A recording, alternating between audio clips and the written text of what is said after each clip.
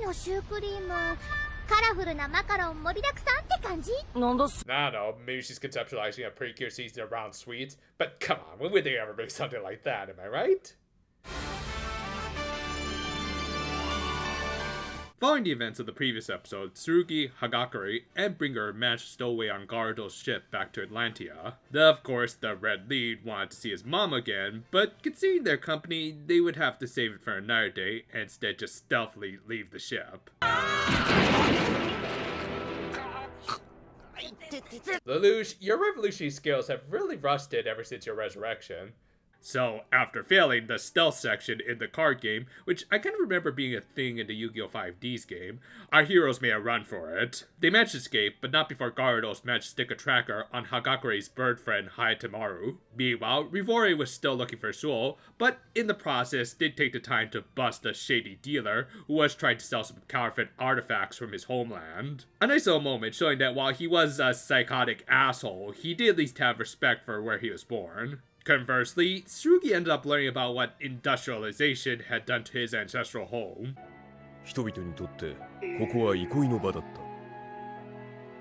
Curse you, Disney! Yeah, these next two episodes are gonna have good examples of stuff that have aged surprisingly well. In this case, the idea that while it is debatable whether or not technological advancements have truly been beneficial for everyone, Bringer was able to find one objective measure to support the latter.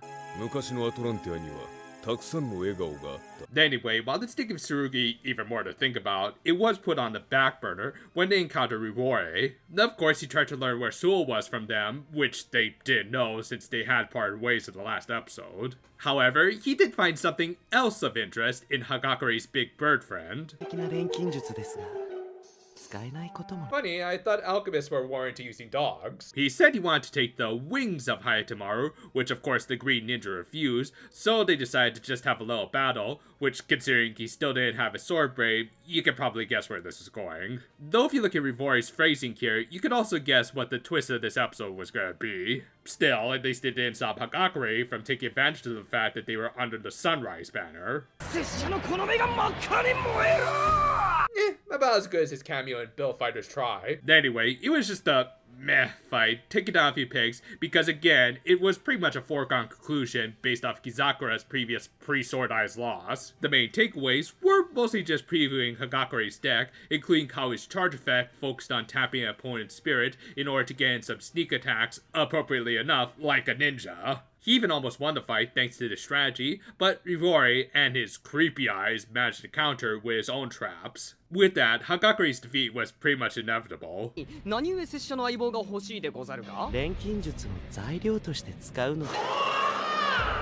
Tsubasa is feeling a very cold chill. Though, at least he's feeling something, considering his own show has kind of abandoned him at this point. With that, the ninja lost, and Rivore took his prize of the Kogo wings of the sky, which equated to just a single feather. That's it? That's it. Granted, he did intend to use it as a tool to help find Soul, so there was a purpose, but come on dude, you couldn't have just have asked to pluck a single feather from the massive chicken. Though, and also, he just so happened to pick the plume that had Garudo's tracking device on it, because why not? Though well, at least we got some cute flashbacks between the ninja boy and his bird, where it was made clear that the latter was the far more capable of the two, and we learned that part of the reason he wanted to become stronger as a Sword Eyes was so that he could properly support both of them. Decent character development for an otherwise meh fight and episode. Rolling into 16, we learned from Justice Tachibana that Atlantia was having a special festival. One where we learned why Yaiba was referred to as the Midnight Sun King. As it turned out, he had indeed been born around midnight when the sun was still up. And yes, this is an actual natural phenomenon that occurs at the height of summer months in places around the Arctic Circle where the sun won't set below the horizon within the usual 24-hour time frame, meaning that places like St. Petersburg, Russia can look like this at 11:30 p.m. And as a nice extra little detail, throughout this episode, the event was accompanied by something else that does commonly coincide with such an occurrence since they are around the Antarctic, an aurora borealis. Aurora Borealis. Anyway, the Sword Eyes of Light had all regrouped in Kamata, the hometown of Samahong. This included the runaway homunculus in Suo, who ended up relating with Bringer's motorcycle, I guess as a fellow tool created for someone else. Okay,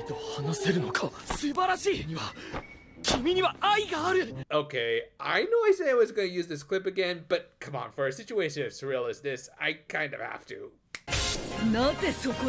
But yeah, almost everyone was in good spirits as they were having a festival to celebrate the birth of Yaiba. Yeah, more on that in a sec. Still, even though she had been essentially exiled from her own hometown and couldn't directly run her company, I guess Kizakura was able to remotely manage sweets mates and thus provide cakes for the festival goers. And as usual, she roped her teammates into her affairs.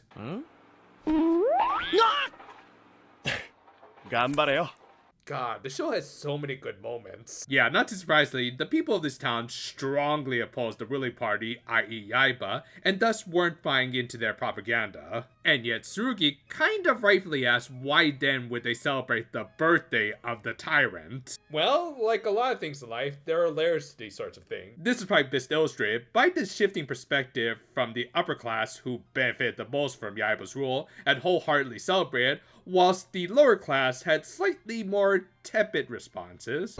We'll get more into that later, but for now, Tsurugi had re-entered into his moping phase, which fair enough when everyone around him was just nonchalantly celebrating his mortal enemy's birthday, including his own mother again hyping him up to the heavens. Kizakura, noticing this, of course tried to cheer him up with some cake, and when that inevitably failed, she challenged him to a battle under the condition that if she won, he'd have some cake.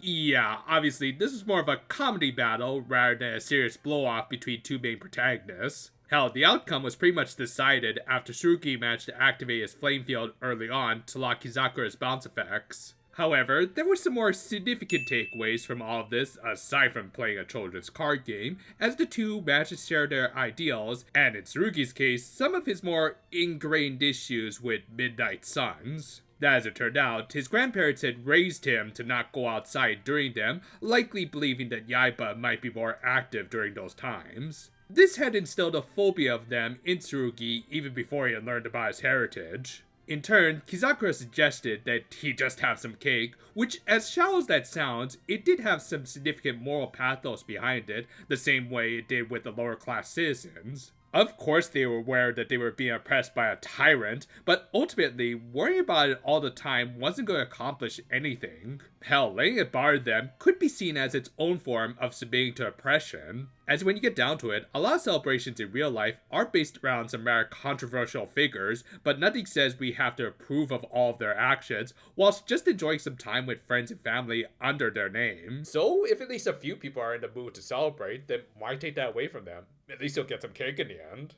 It's a simple yet very mature message about just going with the flow. So Tsurugi won the battle, but still had his cake and ate it too. And with that, the episode ended with Bringer revealing that, in contrast with Yaiba, Tsurugi had been born during an actual bright sunny day, which might have been another subconscious cause for his fear of the dark. Thus, he resolved to overcome his fears, which symbolically could represent him broadening his perspective a little more, both in terms of his ideals and some other developments for later in the series.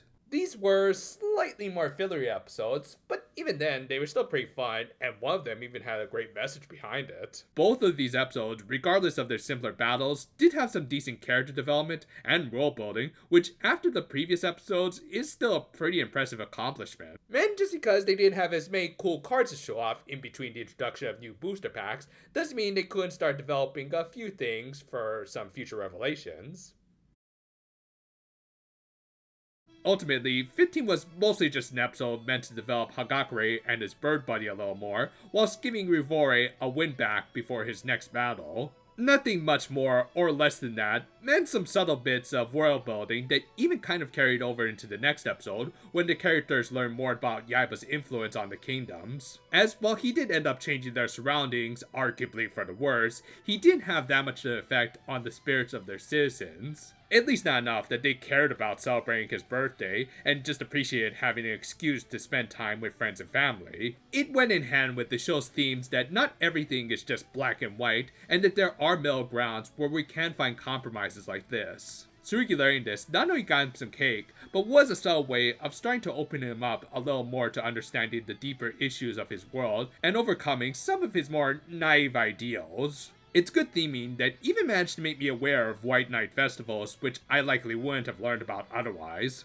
Thus, even though the fights were just kind of there, likely because they ran out of new cards to show off at the time, these were still overall some fun and even kind of thought-provoking episodes. Fun fact, Christmas in Japan is often celebrated with cake and fried chicken, which, yeah, maybe in the case of the latter, just stick with ham. With that said, you can at least look forward to an early Christmas present from us in the form of the first part of the Max Heart review. Honestly, I'll say right now, it was actually a pretty solid start to one of the more controversial seasons of this franchise.